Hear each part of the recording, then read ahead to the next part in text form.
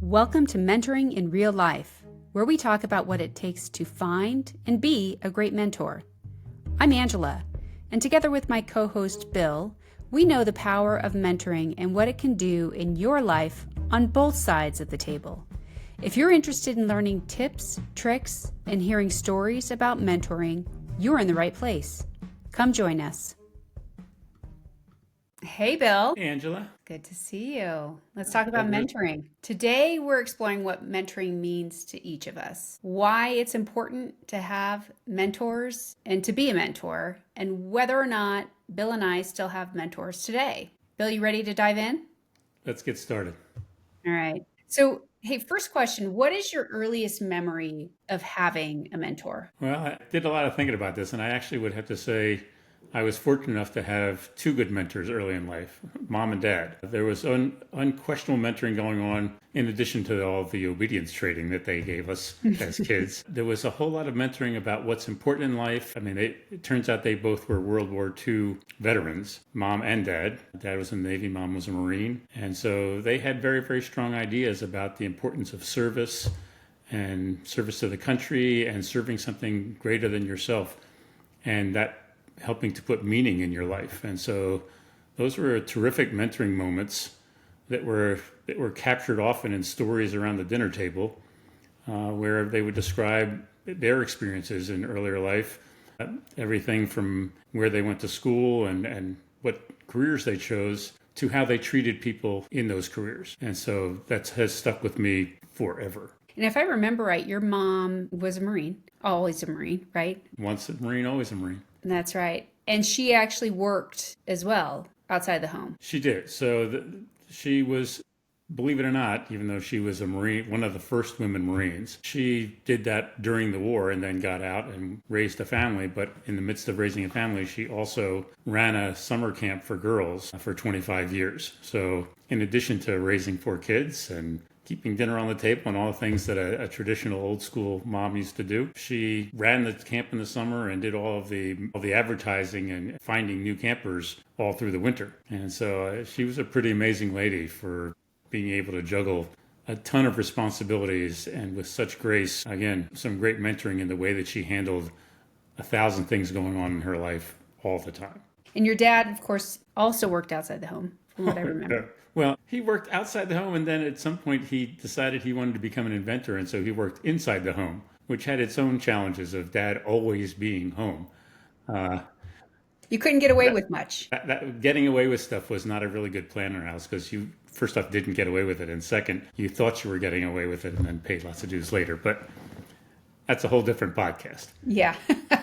And so you had insight into seeing through your parents, mentoring in terms of what they believed in life, as far as service to your country, as far as service to others, leadership. And then you went to the Naval Academy. I did, and that's not in no small part because my dad also went to the Naval Academy. And so he had told many, many stories about how much fun he had there and how much laughing and how much great camaraderie there was, and which was all true. He sort of left out the part that kind of sucked that first year. But I had never seen him prouder than when I went there. And he was a tough mentor because if it got tough and I was bitching about it, time to suck it up, dude. This is important and it's going to be helpful for you later in life. And so part of the mentoring was as Dan Fogelberg used to refer to it, the velvet hammer. He was pretty hard-nosed, but with compassion, I guess. Yeah, life isn't roses all the time. At first year, it wasn't roses anytime, as I recall. I understand that completely. I think we might get to that part for you at some point for going to a different service academy. Yes. Some might say the other or even the wrong one, but we can cover that later. Academy? Yes. Well, I went to the Air Force Academy in Colorado. And as we like to say, altitude-wise, at least, we were far, far above that of West Point or Annapolis. Sure. You were higher than we were. Okay, got it. We were higher than you were. And so then thinking about, then you transition and you're a Navy officer. You go through your 4 years at the academy and you become a Navy officer. What do you remember about one of your first mentoring experiences in your professional life? Fortunately, that's another easy one for me because I had the great fortune to have a terrific commanding officer on my very first ship. Such a leader and such a terrific role model for everybody on the ship. And I found that to be true, not just for me, but all of my shipmates who expressed the same undying respect for this guy. It was just incredible to watch how much he loved what he did. And it was not just inspiring, but it was contagious. And so as I'm standing watches as one of the junior officers up on the bridge, he'd be sitting out in the captain's chair on the deck and sort of just turned to me with a big smile on his face. Bill, can you believe that they pay us to do this stuff? And, with saltier sailor language, of course. But it was just, the way he loved what he did was absolutely inspirational. And so it became apparent to me, it's obviously really critical, and it's almost cliche, but there's plenty of people who don't get it early enough in life. Loving what you do, since you're going to be doing so much of it in your work life, is fundamental to good mentoring. Helping people to find what it is they'd love to do and helping them achieve success in that area was just a tremendous learning mode for me when I was on that ship, as well as the other part that I thought was critical. As hard as we worked for him while we were on duty, he also was the first guy to teach me about work-life balance. Early in my young career, I was on the ship working in the engineering department, at which, for those of people who have never been in the engineering department on a ship, they typically are working later hours than a lot of the other departments on the ship. It just goes with the territory on old steamships. But there I was at 3:45 in my stateroom working through some paperwork or something, and he walked and he said, "Bill, I thought we said we were going to meet at the officers club at 4 o'clock, and here it's 3:45. Yes, sir, but the chief engineer wants me to get something done."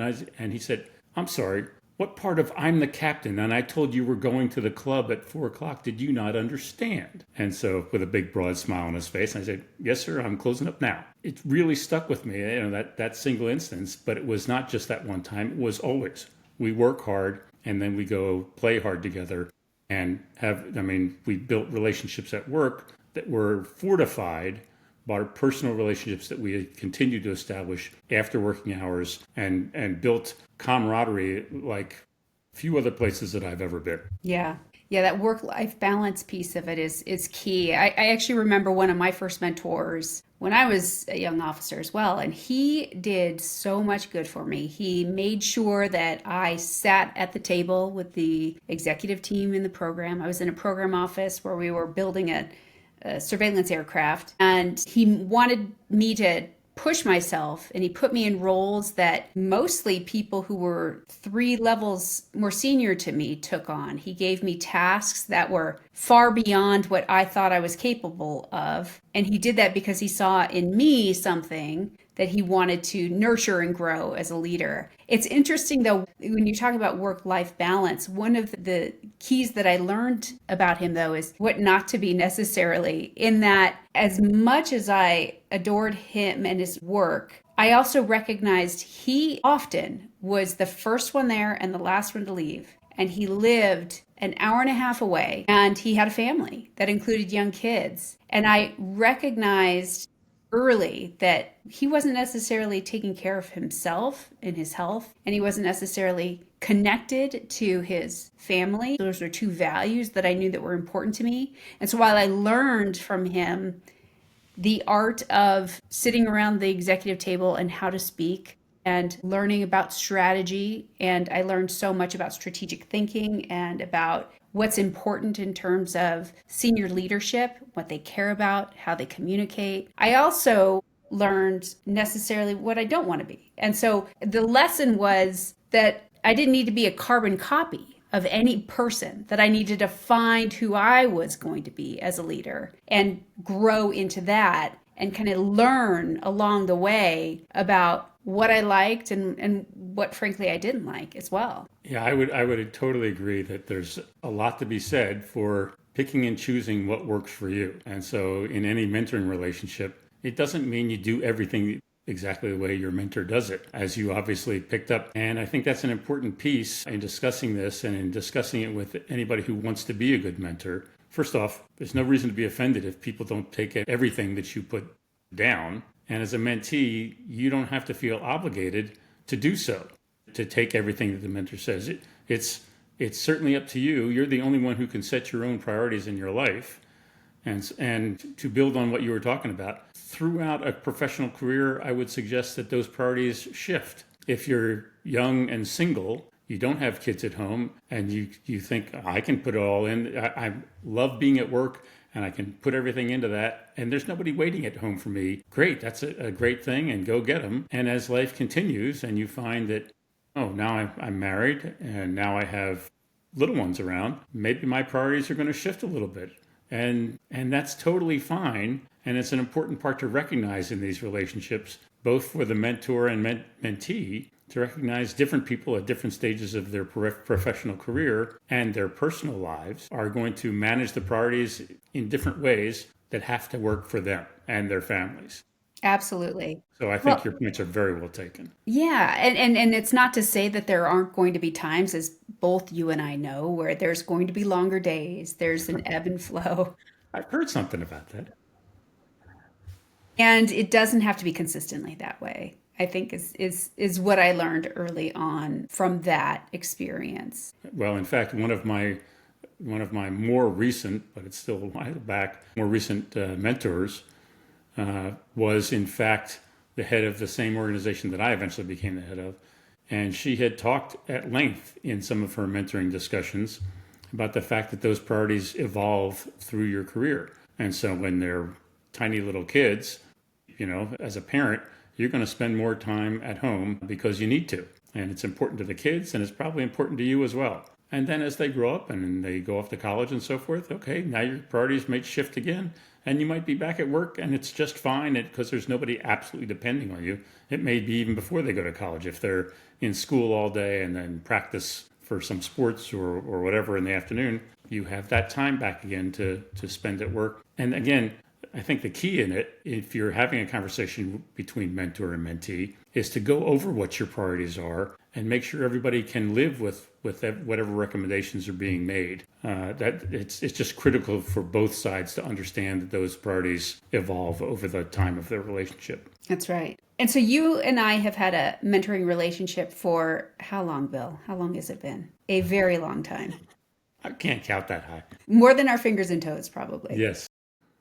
So what prompted us to start this podcast? Well, I think really what it was all about was acknowledging that we had watched a number of times the organization we were working for sort of go after mentoring programs in fits and starts. And I certainly remember at the time, long before I was the guy in charge, it seemed to me that in typical large bureaucracy fashion, and I'm going to say that this is not just government, large corporations are large bureaucracies too. So it's not unique to government, I don't think. But in any large organization, when people try to put formal mentoring programs together, I think they often miss the point. It's not something that each mentoring relationship looks just like the next one. And the relationships are not going to be the same between varying mentors and mentees. People will interact differently and they'll own things differently. And so I think we wanted to go over in this series is to talk about what makes a successful mentor and mentee relationship, and what are the typical pitfalls to try and avoid as you're going through that, establishing that. I'm not saying you can't do it through a formal mentoring program, but if you turn it into a check the box evolution as opposed to actually worrying about how does a mentor really help grow the mentee, and how does that mentor also find ways to do lots of learning from the mentee. If you miss those points and you just think it's something that you do by rote, I think you're going to miss a lot. Yeah. One of the things you brought up just now is seeing people and how they leveraged mentors and mentees. And my experience is that too many don't leverage a mentorship relationship at all. They don't find good mentors, or they aren't a good mentor and have great mentees. The idea of mentoring can be kind of nebulous. Sometimes it's hard to understand what a formal mentoring relationship looks like, or what even an informal mentoring relationship looks like. And so part of what we're trying to do in this podcast is to capture stories that we can describe what good mentoring looks like. We can provide ideas on how to be a good mentor, how to find a good mentor, how to be a great mentee. There is such a realization, you and I have talked about this before, in the reward that comes in mentoring others. When you have a great mentee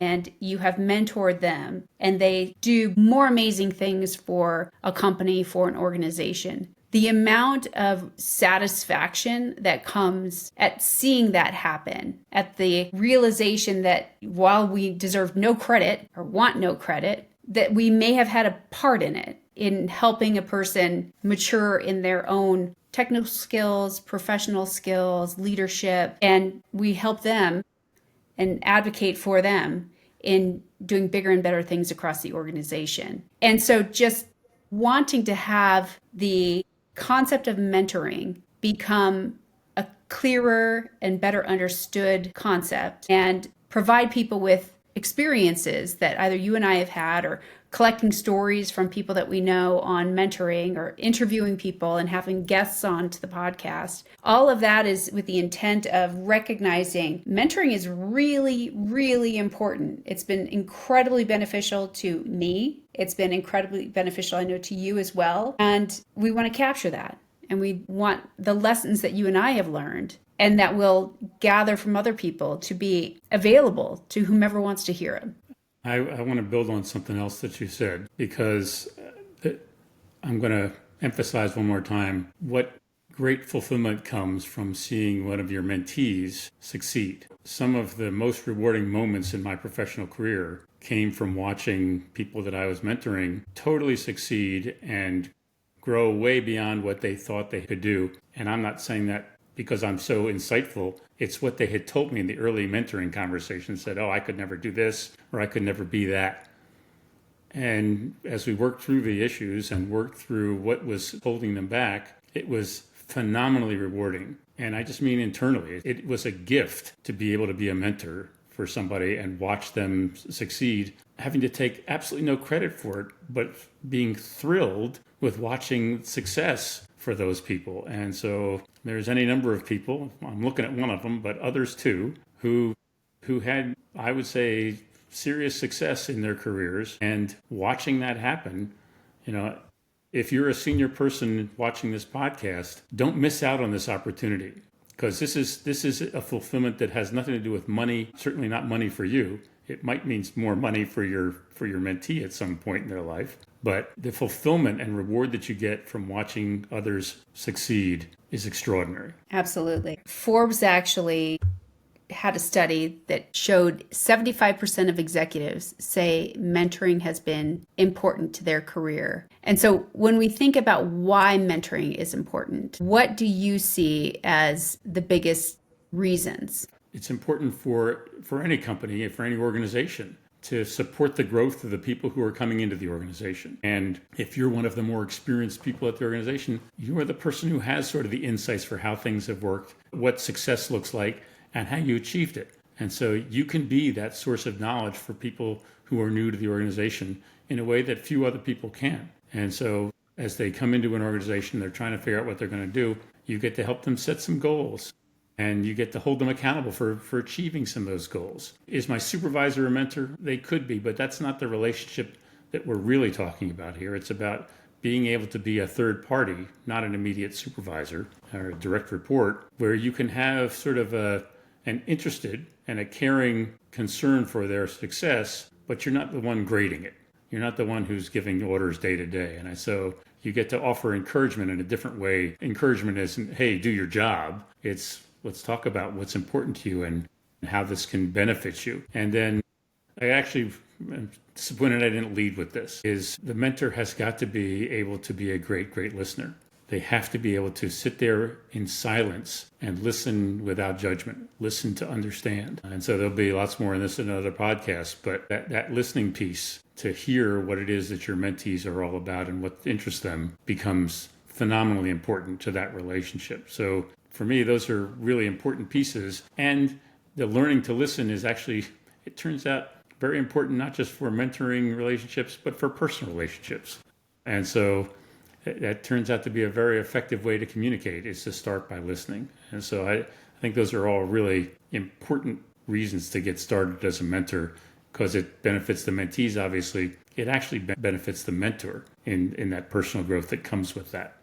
You reminded me of something. You mean to tell me that being a mentor, it's not incumbent on me to actually drive the person's career? It's not incumbent on me to create a formula that the person is supposed to follow? I would beg you not to, because you don't know what that person is passionate about in their career. And so I know I'm not telling you something you don't know. It's presuming any mentor and presuming they know what's best for another person before they've listened. It would be foolish, to put it mildly. That doesn't mean you would never share what you think would be beneficial for them. After you've done the listening and after you've gotten to know them for a while and you see them exhibiting some behavior that you think is not helping them achieve what they had said they want to achieve, sure, now you can jump in and say, do you think that behavior is helping you achieve your goals? But that comes after an established relationship and after listening an awful lot to understand what it is that turns that person on professionally and where they want to go and where they see themselves, and perhaps even opening their eyes to seeing themselves achieve more than what they had initially described. But you can't set up that career path for them until you've done a heck of a lot of listening, and that, in my opinion, becomes a very interactive conversation anyway. Yeah. To that point, sometimes a mentor can see something in someone that they may not see in themselves and provide some guidelines on how to navigate the internal machinations of an organization, of a company, to get to a role that might be beyond their scope, might be something they actually do want to do, and they just aren't sure how to get there. And so a mentor can help provide some connections to a mentee. They can help open up some doors for a mentee. They can open up conversations, at least, for a mentee. And a mentor can really help guide the mentee, who presumably is earlier in their career and possibly hasn't been a part of the company for as long as you have. And so it can be really helpful to provide guidelines to a mentee and expectations to a mentee that will help them navigate getting to their own goals. Absolutely. Obviously, there's an awful lot of learning that goes on as a new person in a company. So they don't need to step on all the landmines that you might have done earlier in your career if you can help them navigate a little bit better and offer that guidance that you're suggesting. It's obviously critical to provide that and help them perhaps not have to relearn all the lessons that you learned the first time around. That's right. That's right. You also talked about just the fulfillment itself at being a mentor.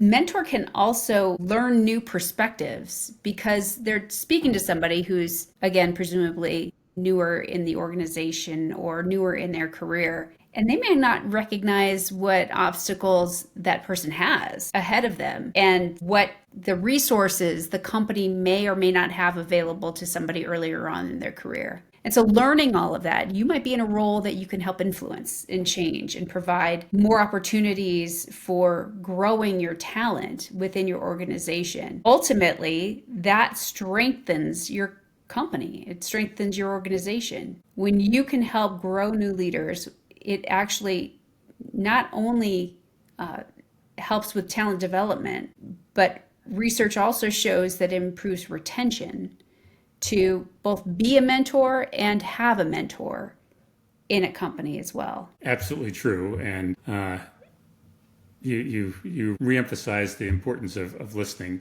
as you were discussing it there. There's a ton of learning that goes on for the mentor, not just the mentee. And so listening a lot and hearing the perspective of the junior employee is invaluable. Certainly I know as I got more and more senior, I got further away from what it really is like to be one of the individuals on a specific project. And so you were really far away from knowing what it's like to be an individual on a specific project. Okay, I was really far away. All that does is reemphasize the importance of mentoring not just the people who are a level or two below me, but mentoring people who are new at the organization. And because I did have the opportunity to do that, I got an awful lot of insight that I had lost or had forgotten in any case over years of going up the management chain. And so it brought incredibly important perspective to the way that I was trying to lead the organization and gave me perspective that was incredibly helpful in moving through really, really challenging times. So it happened that I was leading the organization through the pandemic. And there were all sorts of challenges for young scientists and engineers in our organization that I wasn't experiencing because my kids are out of the house and, I'm older and so forth. So that perspective brought me back down to earth for some of the challenges that were going on and helped us run the organization much more effectively.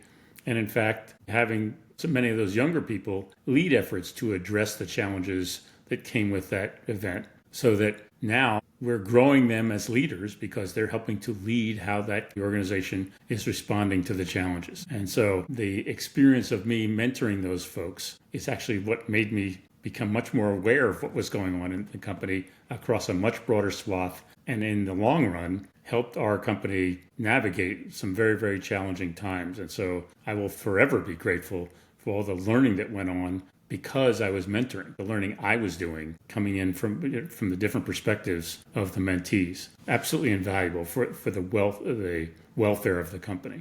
So we keep talking about this word mentoring, and we haven't yet defined it. How would you define mentorship, Bill? Well, I think that mentorship is driven by being able to give advice to people that you're mentoring. Even though you don't know everything, you know things that they don't know. And so there's a great opportunity to pass on the benefit of your experience. There's an old expression that good judgment comes from experience and experience comes from exercising poor judgment. And certainly I've had plenty of opportunities to exercise poor judgment. And again, this goes back to why does everybody have to relearn all of the lessons that I learned the hard way? If I can help them navigate those things, that's all the better for them and for their career. And so it's important to acknowledge that if you're going to be a mentor, you don't know everything and you're never going to know everything. And so having some humility as you go through that and acknowledging when you're in that relationship, I'm here to help guide you, but I expect I'll be learning an awful lot from you as we go through this together. And ultimately, it's really about being able to give candid, compassionate, and honest feedback to people that are trying to grow their careers. And so for me, the mentorship is that gift of giving people that feedback and helping them to grow professionally and personally. And sometimes receiving feedback too. Well, actually, that's the part that for the mentor is the most beneficial part.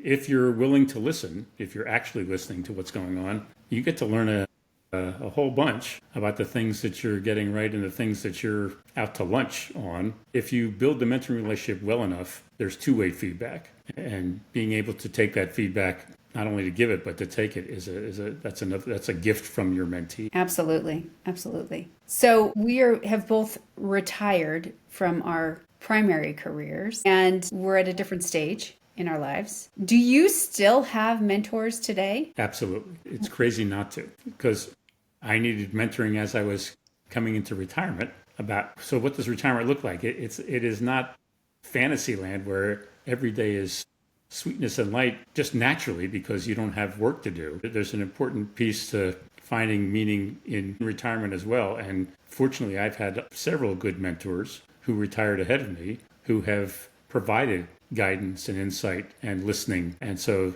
that's been invaluable. And so now that we're into something new and different in retirement, there's an awful lot of mentoring that I'm going to need. The mentoring, in my opinion, should never stop, and having multiple mentors is invaluable. So you're talking about mentors when it comes to transitioning to a totally new role in life, out of your primary career into a new role, but still having purpose. Mentors can really come from any stage, in any place in life.